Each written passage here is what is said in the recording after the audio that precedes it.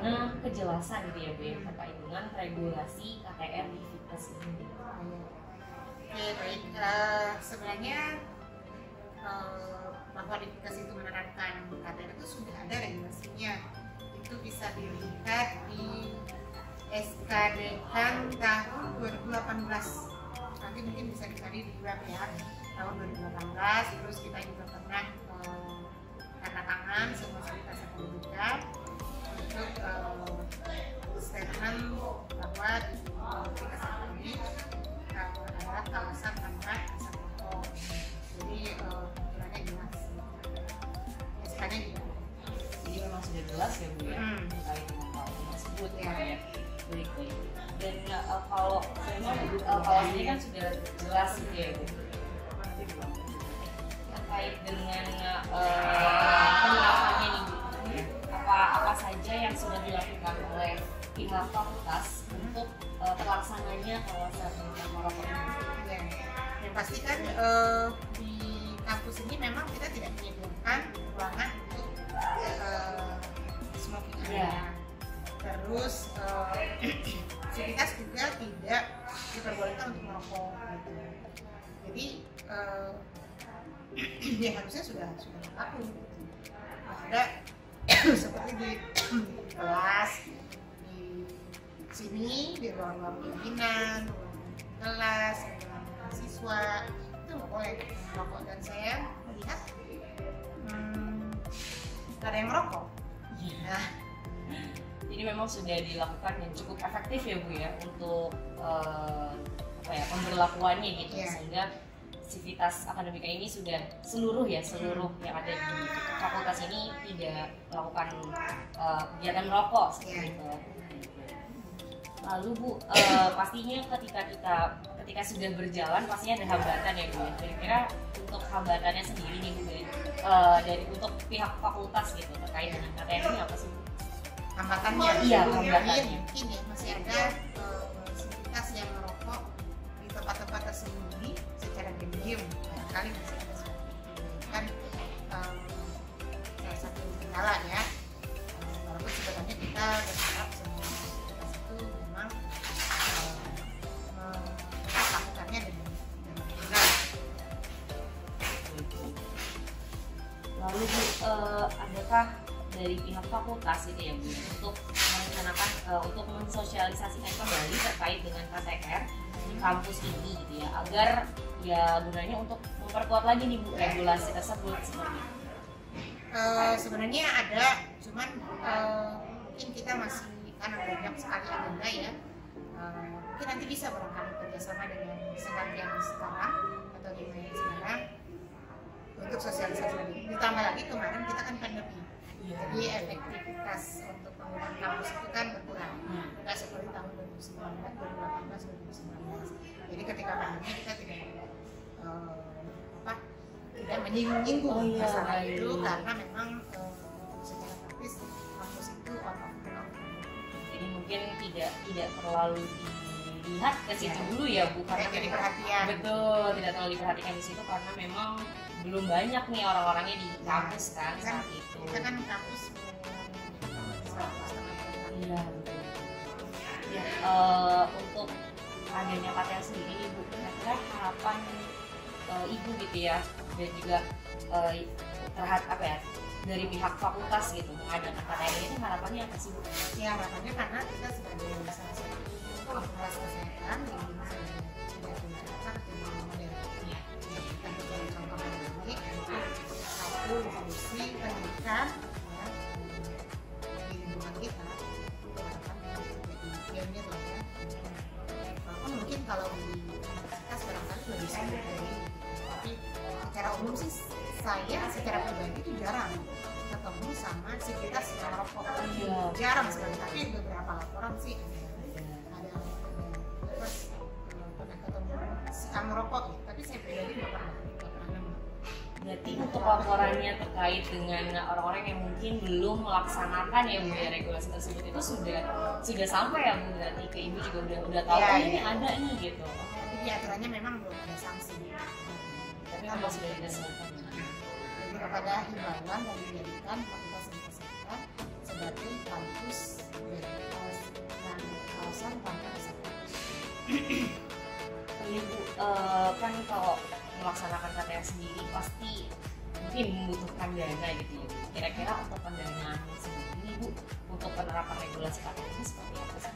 Kalau harusnya sih nggak perlu dana terlalu besar ya, karena ini kan kesadaran kita saja, karena menjadikan kita tanpa rokok. Ya, dengan program-program kita sehari-hari sih itu udah include di dalamnya. Jadi sudah cukup ya Bu, Iya. sebenarnya tidak dibutuhkan dana yang besar ya Bu. Iya. Oke. Tadi kan mungkin sempat menyinggung sanksi ya Bu ya. Ini menjadi pertanyaan terakhir ya Bu ya.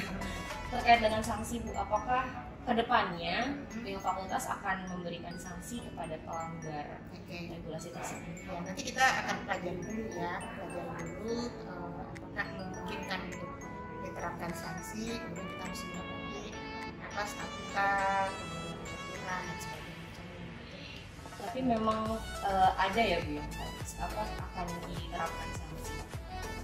Kita belum tahu, ya paling ditegur gitu ya, kalau selama ini kan ditegur. Tapi kalau untuk sampai ke apakah akan ada sanksi atau tidak, kita perlu kaji. Selama ini yang sudah berjalan adalah himbauan, ya, kemudian buat peraturan, tidak menyediakan tempat bagi fasilitas untuk merokok. Ini Bu mau tanya mengenai kejelasan dari regulasi kawasan tanpa rokok itu sendiri gimana sih Bu sebenarnya? Memang Fikes sudah punya SK Dekan tentang kawasan tanpa rokok tahun 2018.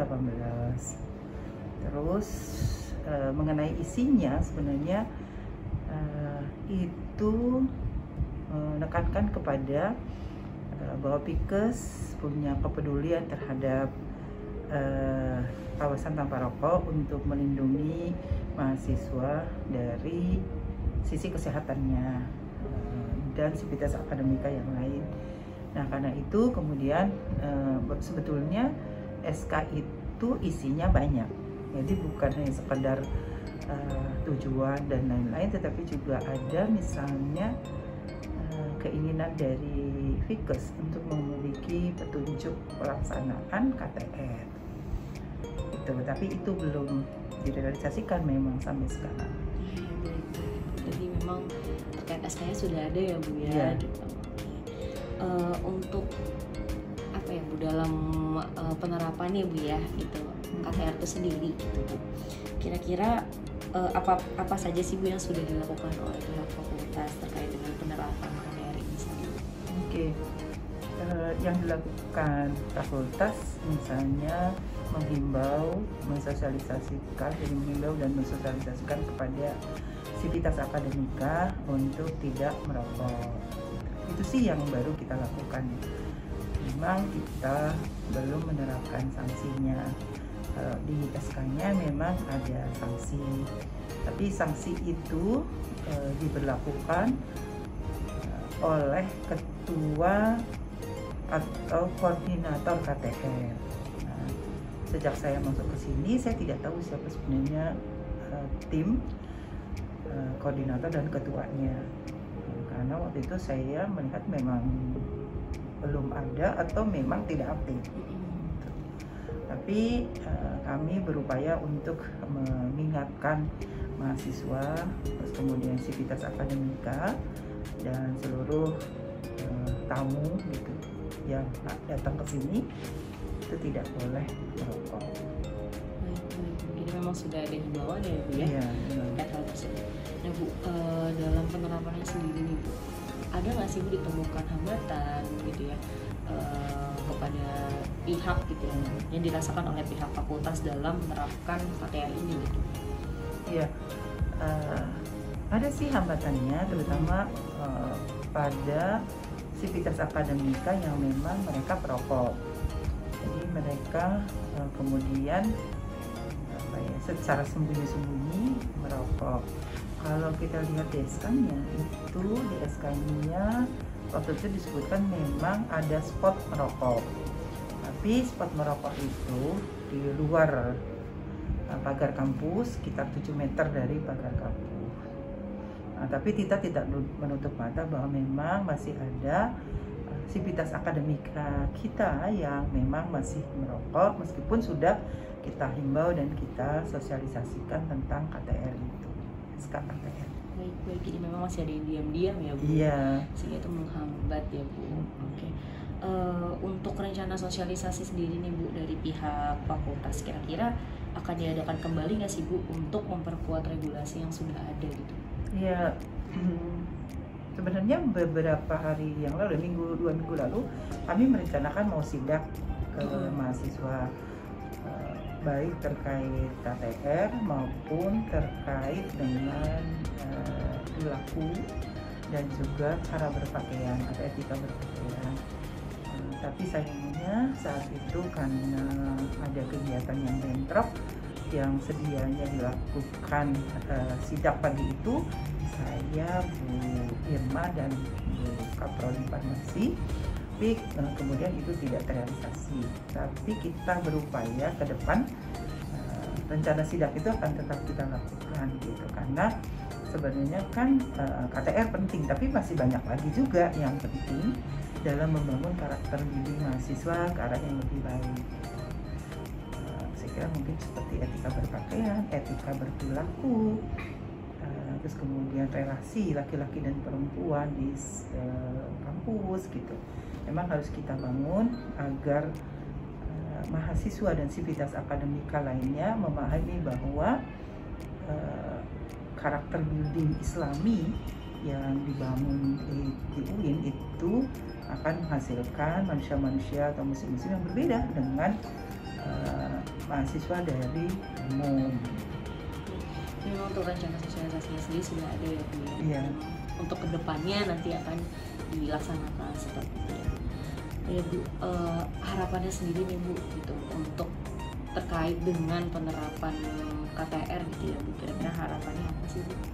Ya, harapannya semua sivitas akademika bisa menerapkan dan mensukseskan program KTR ini, karena program yang baik itu tidak bisa dilakukan oleh satu pihak saja. Itu satu. Jadi kita harapkan mahasiswa, pimpinan, dan juga kemudian sivitas akademika lain mau bersama-sama menerapkan KTR ini dengan baik. Itu satu. Yang kedua, sebenarnya memang perlu ada sanksi yang ketat bagi mereka yang masih merokok di kawasan KTR gitu ya, karena itu penting untuk membuat sivitas akademika kita sehat gitu. Asap rokok yang diisap oleh teman lainnya yang tidak merokok itu akan merugikan bukan hanya perokoknya, tapi juga yang merokok. Itu yang kedua.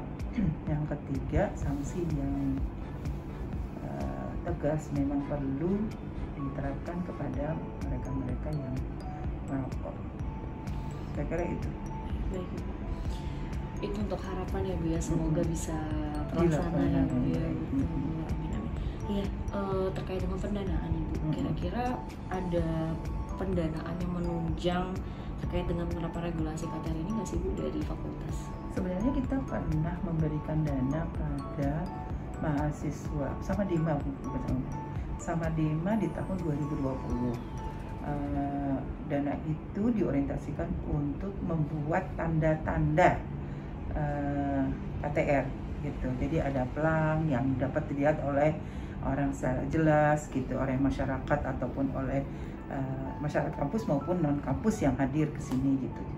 Terus yang kedua, kita ingin pelang-pelang itu dibuat tidak hanya dalam bentuk melalui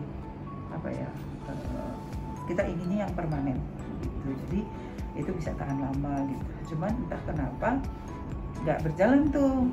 Padahal waktu itu kita sudah menyiapkan dananya dan mengalokasikannya. Tapi Dema karena udah di akhir tahun tidak mampu memanfaatkan itu dengan baik di tahun 2020. Nah 2021 2020 dan 2021 kebetulan kan pandemi, tidak ada mahasiswa yang ke kantor, jadi kita kurang terfikirkan kembali soal itu. Tapi ya insya Allah ini kita coba untuk yang sekarang gitu, kita coba ngurus dema itu coba bisa melaksanakannya gitu, paling tidak memberikan tanda-tanda untuk KTR sehingga orang tahu bahwa kita memang punya keseriusan untuk itu, dan kita juga sebetulnya pengen dibantu oleh Dema kalau melihat misalnya ada staf atau ada mahasiswa yang merokok di lingkungan